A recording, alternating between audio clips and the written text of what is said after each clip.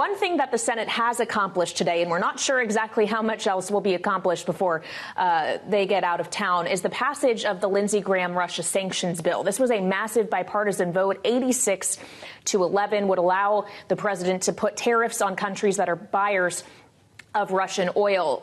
This is now headed to your chamber, and I wonder if you are planning to vote for this legislation, if you expect the majority of your Democratic colleagues will, knowing that it does hand some tariff authority back to the president.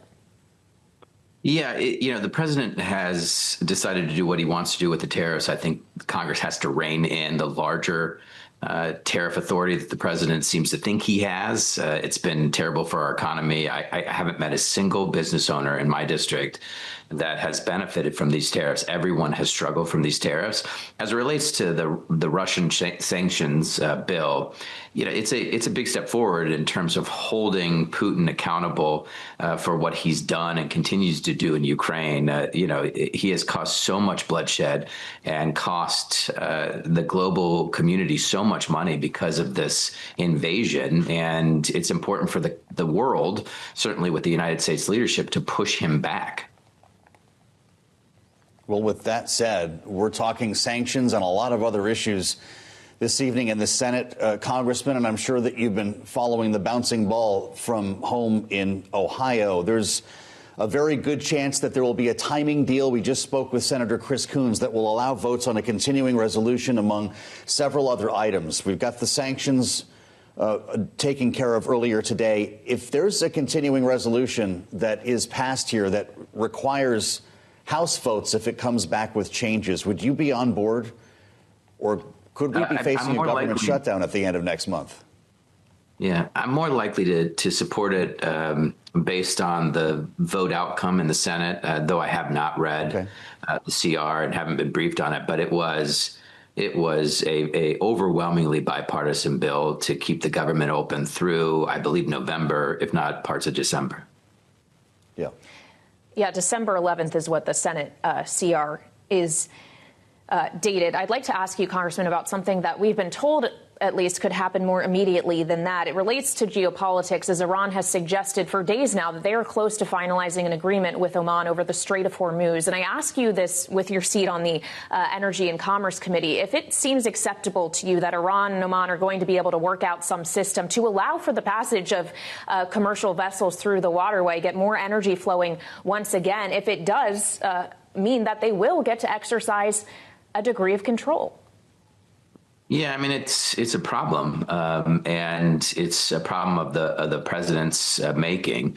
The initial strikes could have made sense if it was sort of an in and out kind of situation. They did this in June when they struck the enrichment facilities in and out, and there was some discussion at the beginning that that's what they were going to do here, but the weapon shield that was being built up around the enrichment facilities, so some key weapons depot and maybe some of the naval vessels. But he has found himself in a protracted conflict and has been very reckless in terms of his rhetoric. And he doesn't have what's necessary to deal with something like this. One, the support of the American people. There's very little buy-in, and in large part because he didn't make the pitch, he didn't make the case. Two, no support from Congress. I mean, there are folks who are voting against the war powers resolutions, but he has not gotten a vote from Congress. And then three, there's no coalition. He did not bring on board the Arab countries, the Gulf states, Europe, all of which would be necessary to, handle the situation in the Strait.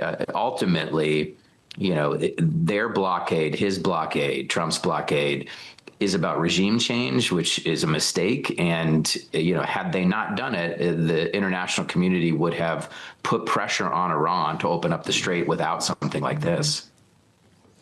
I know you signed on to some war powers votes, and there will likely be more in both chambers. And I bring it up because margins could be changing, Congressman, and it could start in your state of Ohio based on what we're hearing here about Max Miller. There is a call for him to step down based on domestic abuse allegations. Of course, we saw a congressman from North Carolina announced plans in Greg Murphy to step down. I'm sorry, it's Congressman Murphy from... Chuck Edwards is the congressman who resigned. His neighboring district is Greg Murphy's. Thankfully, Kailey Leinz is with me to keep my names straight. If we're in a world where margins start to drop because of, for instance, someone like Max Miller bowing out, does that make it more likely for war powers to pass? Yeah, I would think so. I mean, I suspect that, the war powers resolutions that are passing the House now to hold this administration accountable will pass the Senate. They seem to be on a new timetable over there in the Senate. So it's only a matter of time. The question is whether or not Trump will listen to Congress. He obviously has to legally. I suspect the courts will put pressure on him. But the idea that we have a president that ignores Congress repeatedly is a huge problem in terms of the democracy that has worked for the last 250 years. I'd like to correct myself as well. It's been a long week for both Joe and I. Chuck Edwards will still be your colleague in the House of Representatives. He is just not seeking re-election, but he has not actually resigned his seat. We're now all clear on that. Max Miller also has not resigned his seat, and he has not ended his re-election bid. And I wonder, Congressman, if you believe if he does decide to stay in his race, if that affects the outcome on the statewide races that we are also watching. Obviously, there is a crucial Senate seat up for grabs in your state that Sherrod Brown is running for. There's a gubernatorial race as well. Is this all advantageous to Democrats? I don't know. I think voters in Ohio are more concerned about the economy and how reckless the tariffs have been, the fact that Republicans have enabled this president. I think they're pissed about the corruption. They're seeing this president and the folks close to him lining their pockets, making billions while they're struggling to pay their bills. They're frustrated about the health care cuts. They know that John Husted voted to pay for tax cuts by cutting health care for 500,000 Ohioans.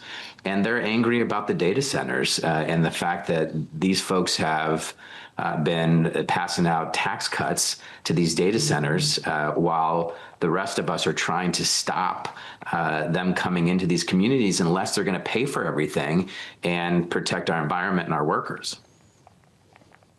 I want to just ask you, Congressman, before you leave us, because you made this an important mission for yourself, and I know that you've worked with other lawmakers, including Mike Lawler, in fighting to keep Haitian immigrants here in the U.S. who had temporary protected status. Now that we know that they'll be leaving the country, to what extent will this impact your state when it comes to nursing homes, hospitals, and the community? It's going to have a devastating impact. I mean, this is one of the more significant moral issues that I've been part of in my time in Congress. A couple of things for people to keep in mind. One, these folks have fled for their lives. Haiti has been, a very challenging place for decades, years. It's become even more violent because of the gang violence. Two, they have been working in large part in healthcare, in home healthcare, so taking care of our families. Three, if they go back, if Trump sends them back, as our Ohio Republican Governor Mike DeWine said, he will be sending them back to hell. That's how dangerous it is. And then the last thing that people should keep in mind is that the House, in a bipartisan way, passed a 3-year extension for these Haitian immigrants, 3-year extension of the temporary protective status. All the Senate has to do is take it up and pass it, and they will protect tens of thousands of lives.